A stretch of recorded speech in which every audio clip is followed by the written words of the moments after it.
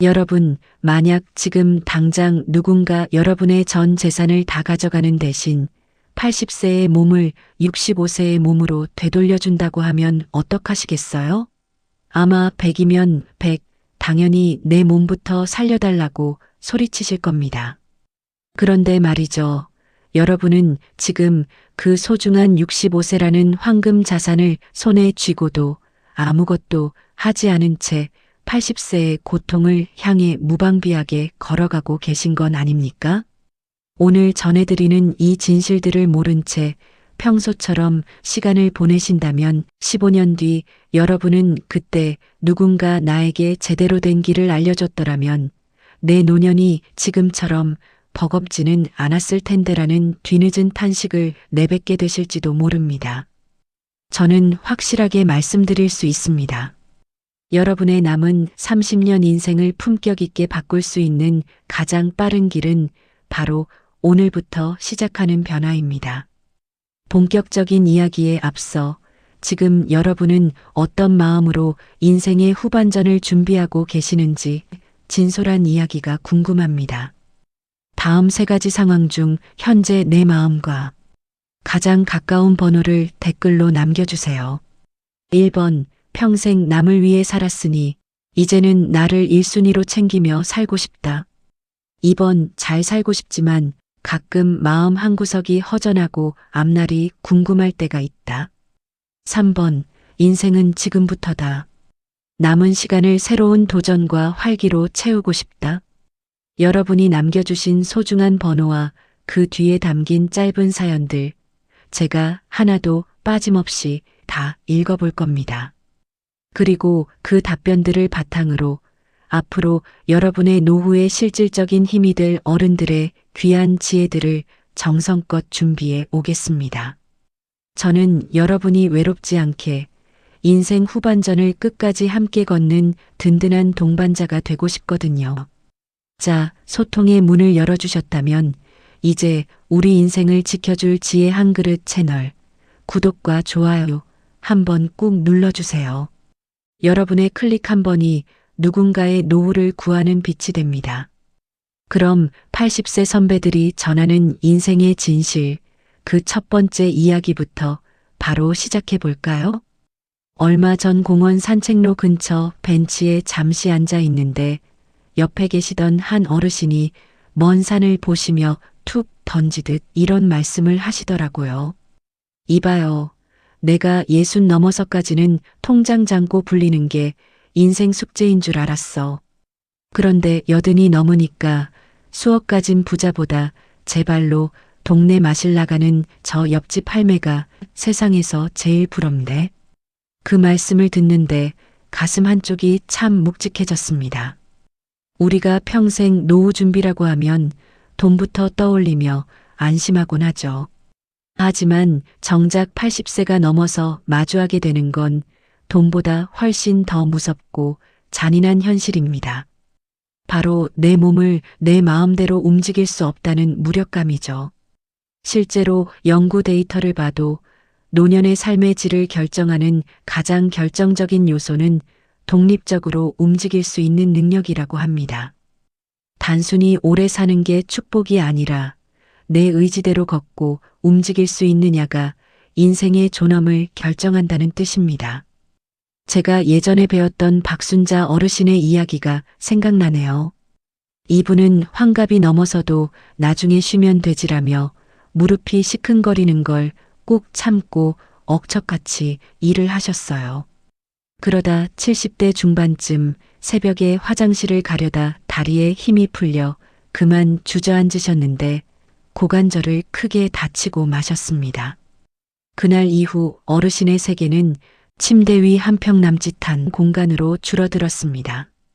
자식 손을 빌려 씻을 때마다 자존심이 깎여나가는 것 같아 밤마다 마음고생이 심하셨죠. 어르신은 제게 내 몸 귀한 줄 모르고 막 쓴 게 인생에서 가장 뼈아픈 실수라며 내 발로 화장실만 갈 수 있다면 지금 가진 전 재산도 아깝지 않다고 한숨 섞인 후회를 털어놓으시더라고요. 그 목소리가 아직도 잊히질 않습니다. 여러분, 그동안 내 몸은 늘 뒷전으로 하고 오직 가족을 위해, 자식들을 위해 얼마나 헌신하며 사셨습니까? 그 깊은 마음을 제가 어찌 다 헤아릴 수 있을까요? 하지만 이것만은 꼭 기억하셔야 합니다. 건강은 평생 넉넉하게 쓸 수 있는 화수분이 아닙니다.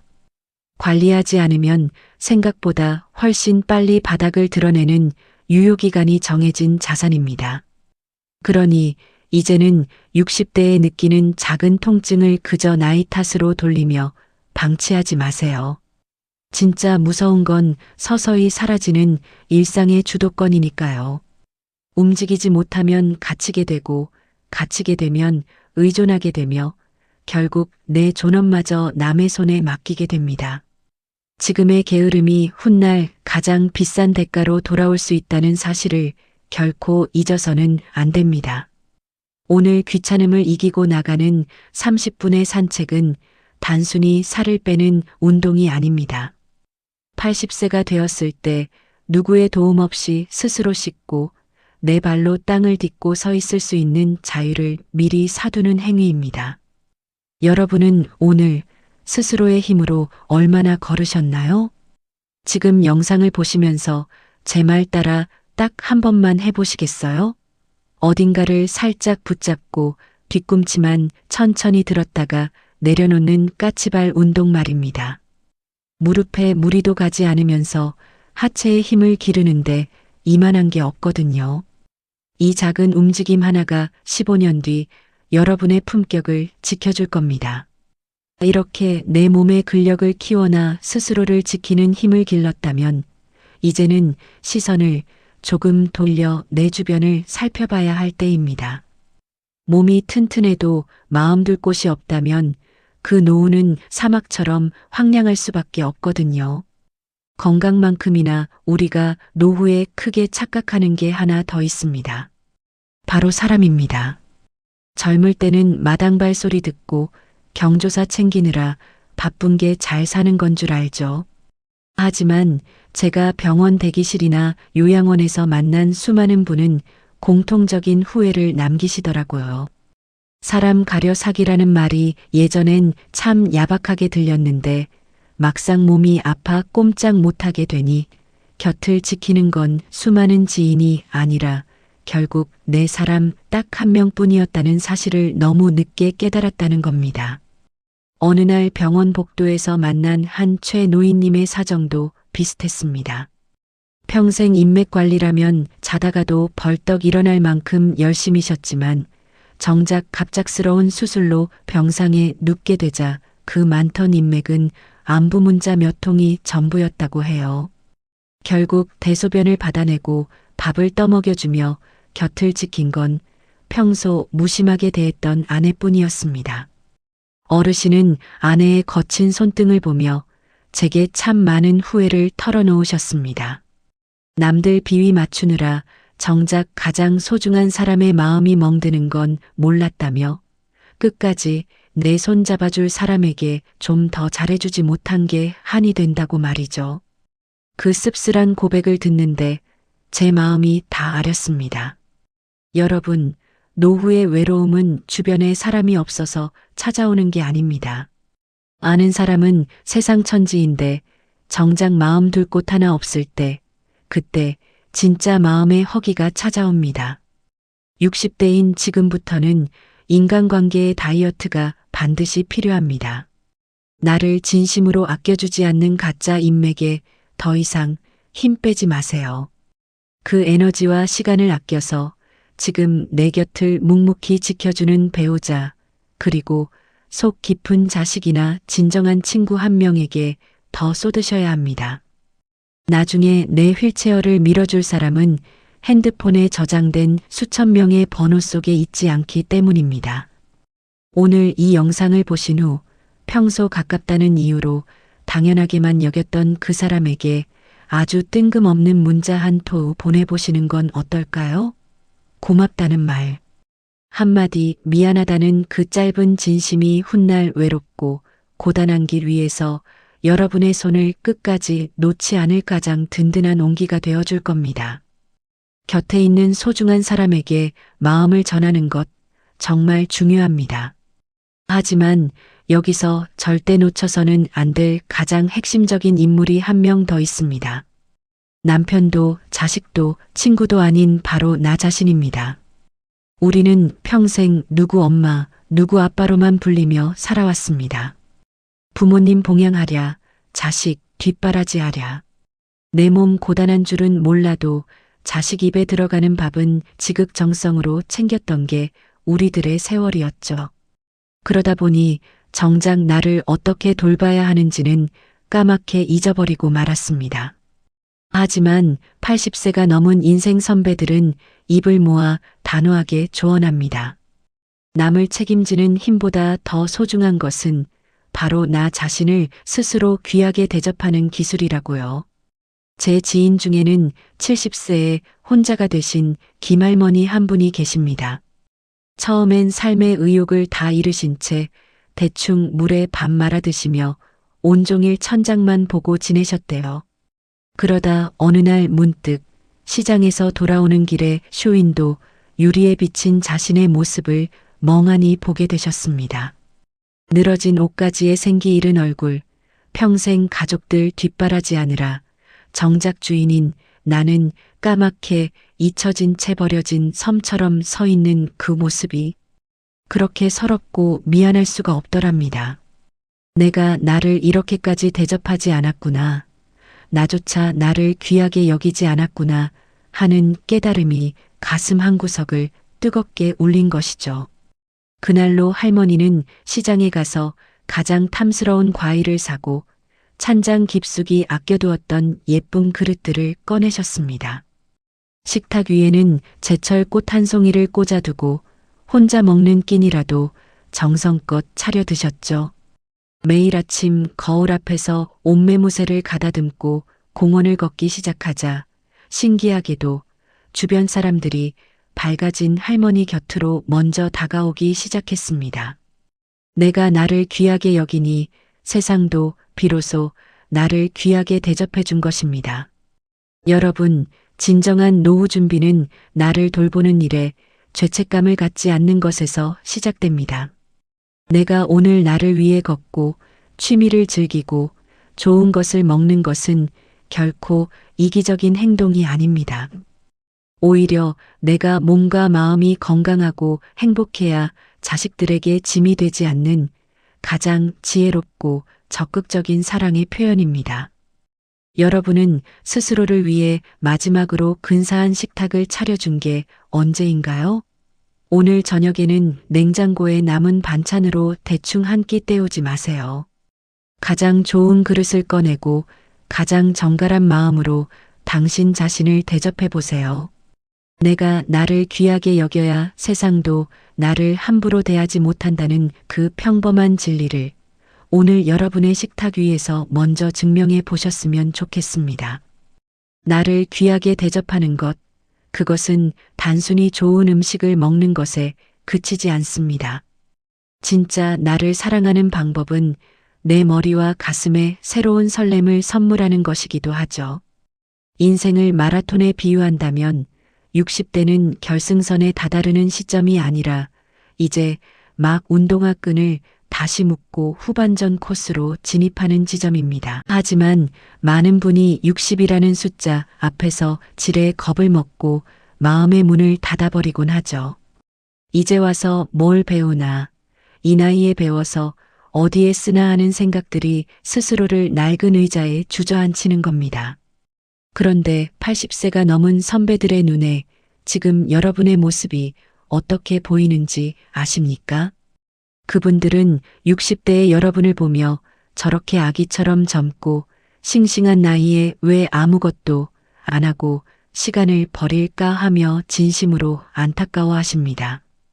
80세에 돌아본 60대는 인생에서 가장 뜨겁게 무언가를 새로 시작하기에 더할 나위 없이 완벽한 황금 같은 기회였다는 사실을 뼈저리게 깨달았기 때문입니다. 실제로 주변을 둘러보면 70세가 넘어서야 처음으로 붓을 잡거나 외국어 공부에 도전하는 어르신들을 뵙게 됩니다. 처음엔 손가락이 떨리고 단어 하나 외우는 것도 어제 일처럼 가물가물해서 이 나이에 사서 고생인가 싶어 자괴감이 들 때도 있으셨대요. 하지만 시간이 흘러 그분들이 공통적으로 하시는 말씀이 있습니다. 실력보다 내가 아직도 무언가를 배울 수 있고 성장할 수 있는 존재라는 걸 깨달은 게 인생의 가장 큰 수확이다라는 것이죠. 배움은 단순히 지식을 머릿속에 넣는 과정이 아닙니다. 내가 여전히 이 세상과 연결되어 있고 스스로를 돌볼 줄 아는 주체적인 사람이라는 것을 증명하는 가장 확실한 방법입니다. 새로운 자극을 받는 뇌는 결코 쉽게 늙지 않습니다. 매일 똑같은 일상을 반복하는 것보다 서툴더라도 새로운 길을 만들어가는 뇌가 훨씬 더 건강하고 활기찰 수밖에 없습니다. 여러분, 최근에 무언가 처음 해보는 일이 있으셨나요? 그게 무엇이든 거창할 필요는 없습니다. 그동안 미뤄왔던 악기를 하나 배워보거나 평소 궁금했던 요리법을 하나씩 익혀보는 것만으로도 충분합니다. 늙어서 배움이 느린 게 아니라 배움을 멈췄기에 늙기 시작하는 겁니다. 오늘 이 영상을 다 보시고 나서 마음속 깊이 품어두었던 호기심 하나를 조심스럽게 꺼내보세요. 그 작은 시작이 여러분의 뇌를 다시 춤추게 하고 10년 뒤에 여러분을 가장 품격 있게 만들어줄 최고의 보약이 될 겁니다. 새로운 배움으로 뇌를 깨우셨다면 이제 그 활기를 실천으로 옮길 차례입니다. 우리는 흔히 공부해서 나중에 써먹어야지, 여유 생기면 그때 해봐야지라며 미루곤 하죠. 하지만 우리 삶에서 가장 위험한 단어 하나를 꼽으라면 저는 주저없이 나중에를 선택하겠습니다. 자식들 다 시집 보내면, 살림 좀 더 여유 생기면, 몸 좀 덜 아프면 우리는 늘 행복의 조건을 저 멀리 미래로 미뤄두곤 하죠. 하지만 80세 선배들이 눈물 섞인 목소리로 고백하는 진실은 하나입니다. 그 언젠가라는 날은 영원히 오지 않거나 막상 왔을 때는 이미 그것을 누릴 힘이 남아있지 않다는 사실입니다.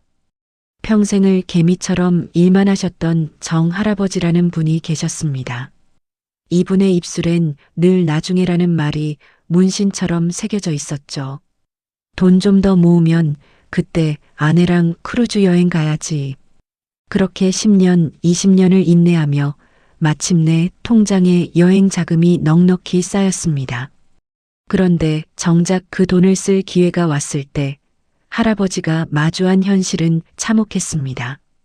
크루즈배에 오르기는커녕 제 다리로 계단 하나 오르지 못할 만큼 무릎은 무너져 내렸고 평생 고생만 시켰던 아내는 이미 차가운 병석에 누워 산소호흡기에 의지하고 있었거든요.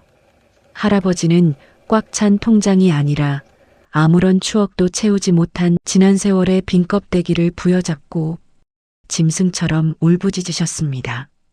그때 새빵 살며 고생할 때라도 단돈 1,000원짜리 김밥 한 줄 사들고 앞산이라도 더 자주 갈걸? 나중에라는 독한 거짓말에 속아서 우리 집사람 웃는 얼굴 한번 제대로 못 보고 그 귀한 시간을 다 길바닥에 버렸구나. 여러분, 행복은 훗날 배고플 때 꺼내 먹는 비상식량이 아닙니다. 오늘 지금 이 순간 바로 먹어야만 그 향을 느낄 수 있는 제철 과일과 같은 거예요. 완벽한 순간을 기다리지 마세요. 기다림이 길어질수록 여러분의 기회는 모래알처럼 손가락 사이로 빠져나갑니다. 지금 영상을 보시는 이 순간이 여러분의 남은 인생에서 가장 젊고 에너지가 넘치는 때임을 결코 잊어서는 안 됩니다. 마음속 서랍에 나중에 해야지 하고 던져두었던 꿈들이 있다면 오늘 당장 그 서랍을 열어보세요. 보고 싶은 사람에게 안부 전화를 걸고 가보고 싶었던 동네 카페에 가보는 것부터 시작하십시오. 오늘 하루를 축제로 만드는 사람만이 인생의 마지막 페이지를 웃으며 장식할 수 있습니다. 나중에라는 거짓말에 속아 오늘이라는 보석을 버리지 마세요. 오늘의 행복을 만끽하며 살다 보면 문득 이런 생각이 드실 겁니다. 내 인생의 마지막 페이지는 어떤 모습일까? 하고 말이죠. 지금 이 순간을 사랑하는 사람만이 죽음이라는 단어 앞에서도 의연해질 수 있습니다. 여러분은 지금 이 순간, 나 오늘 떠나도 후회 없다라고 당당하게 말할 수 있으신가요? 100세를 넘게 사신 김영석 교수님은 이렇게 말씀하셨습니다. 사람은 성장이 멈출 때 늙기 시작한다. 죽음을 준비한다는 것은 곧 마지막 순간까지 어떻게 더 가치 있게 살 것인가를 결정하는 일이다. 이처럼 마지막을 미리 고민해 본 사람만이 비로소 오늘 하루를 가장 선명하고 대담하게 살아낼 수 있는 법이죠. 진정한 인생의 마무리는 자식들에게 재산을 얼마 남기느냐의 문제가 아닙니다. 내가 떠난 뒤에도 내 이름 석자가 누군가의 가슴에 따뜻한 온기로 남을 수 있는가, 즉 삶의 품격을 어떻게 완성하느냐에 모든 것이 달려 있습니다. 실제로 삶을 지혜롭게 갈무리하는 분들은 자신만의 엔딩 노트를 미리 준비하곤 하십니다. 거창한 유언장이 아니라 혹시라도 스스로 의사를 밝힐 수 없는 순간이 왔을 때 내가 어떤 치료를 받고 싶은지, 또 내 마지막 길에는 어떤 음악이 흐르면 좋겠는지 같은 사소하지만 소중한 소망들을 미리 적어두는 것이죠. 이것은 단순히 죽음을 기다리는 기록이 아닙니다.